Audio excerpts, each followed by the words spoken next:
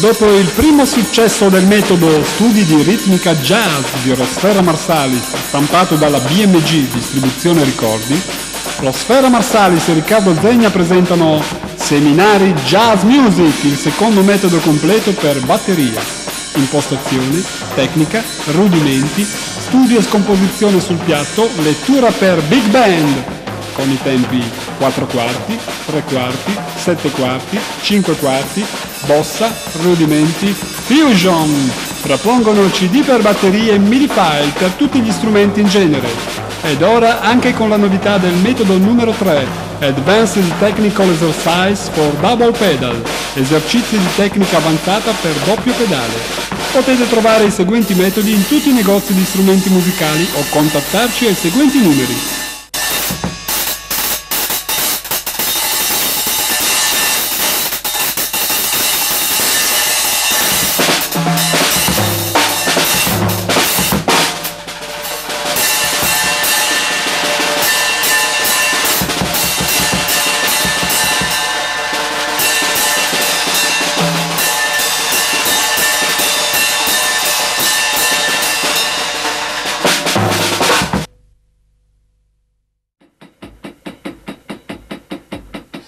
I will not do because I can't do right now at this tempo.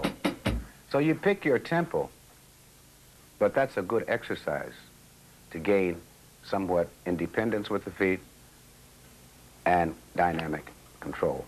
Now, basic ride rhythm in jazz, or jazz-oriented things, basic jazz ride rhythm, based on the altered triplet on the second and fourth beat of the measure.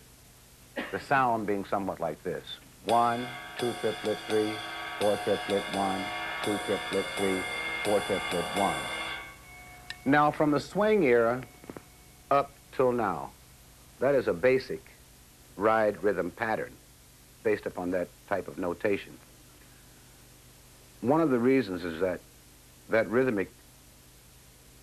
type of rhythm, that altered triplet, fits the interpretation of the melody as it's interpreted in jazz. It's based on the 12/8. If you hear bass or any jazz player, 9 times out of 10 he'll be basing that out. Do beep deep bip be do boo do bop bip dee do boo do be dot bop. Well, if you count that as one, say it's like 1 2 let day. So it's 1 2 let 2 like 1 2 2 2 let 3 4 pop pop pop pop pop pop pop pop pop. So it fits that altered triplet sound as opposed to playing the straight eighth. So I play pop pop pop pop pop pop pop pop pop, like on an eighth note pattern. So the interpretation of that eighth note, or the offbeat eighth notes, are all the ands are generally on the altered triplet. And so therefore that type of pattern will fit very well. For years I had a problem of the dotted eighth and 16th as we see it written many times. And with the Champion book I saw that and I got a stomachache trying to match that triplet with that dotted eighth and 16th. But what I didn't know is that we interpret it that way. Now, the next thing I'd like to deal with, we talked about the ride rhythm, basic, I'm telling you about basic things now. With the hi-hat, playing the hi-hat and the feet. We have 2 ways of practicing. One is flat foot position. That's where the whole foot is down on the pedals. We think of the drum as, I'd like to think of the drum as an extension of myself. The same with the sticks, the same with the pedals. The idea basically is that when you move your foot, the pedal responds, and it's like tapping on the floor. So when you move your foot up, the pedal comes with it. When you move your foot down, it goes with it. The same thing would apply to the hi-hat. If it's too loose or too tight, they have adjustments on each of these in which you can get a tension that will fit you. Okay? Now with the hi-hat, I use a flat, generally a flat foot position, but also sometimes what we call a dance action. That is where the heel is suspended all the time. And you're sort of moving across it this way. And today a lot of the players are playing straight 4/4 and it's like this all the time. Now, I think it's very good to practice flat foot position because there are different effects you might want with it, you know. For one thing, if you're playing this way and you're trying to play it more or less a traditional ride cymbal pattern, it's rather awkward.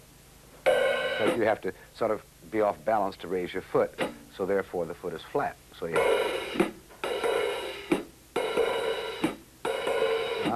Another advantage of this one is when you want to get what we call, I call it a ch sound or a gliss sound. From here, you're thrown off balance, but with a flat foot position, either sort of kicking off, it's like,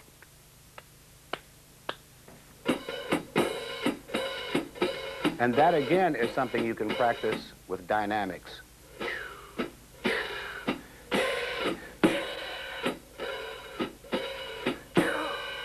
So it's like piate or whatever. Huh? Now, the ride pattern on the hi-hat.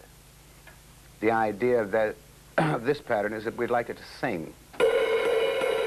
So we have the cymbals, the two cymbals, hi-hat cymbals, sort of just kissing each other. No, very like, just so. That way.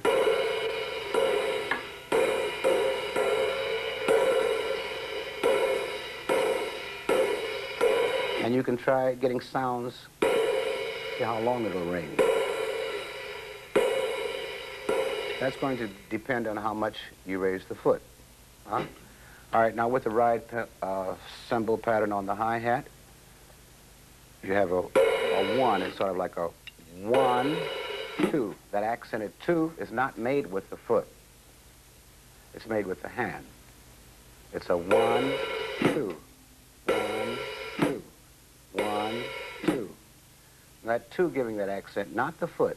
The foot simply closes the same way as if you're playing the 2 and 4 here.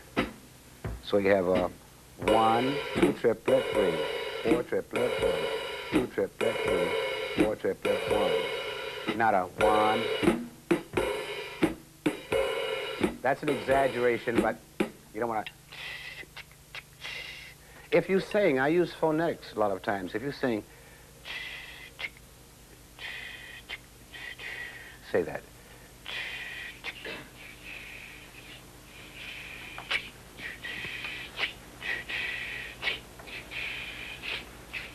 Yes.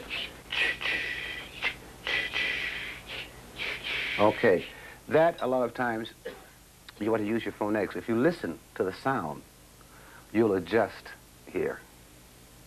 So you try to get that sound so you have it. So that is like the cymbal comes.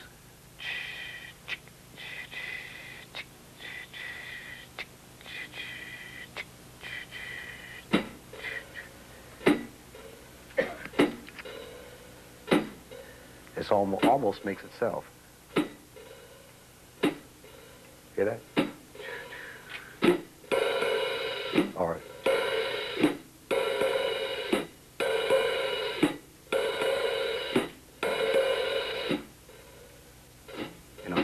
So it almost plays itself in a way.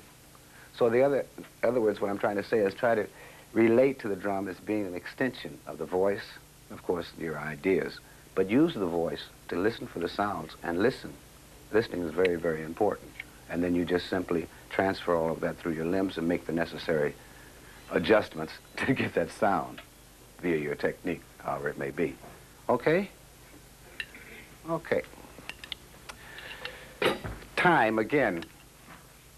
The next stage would be phrasing in time.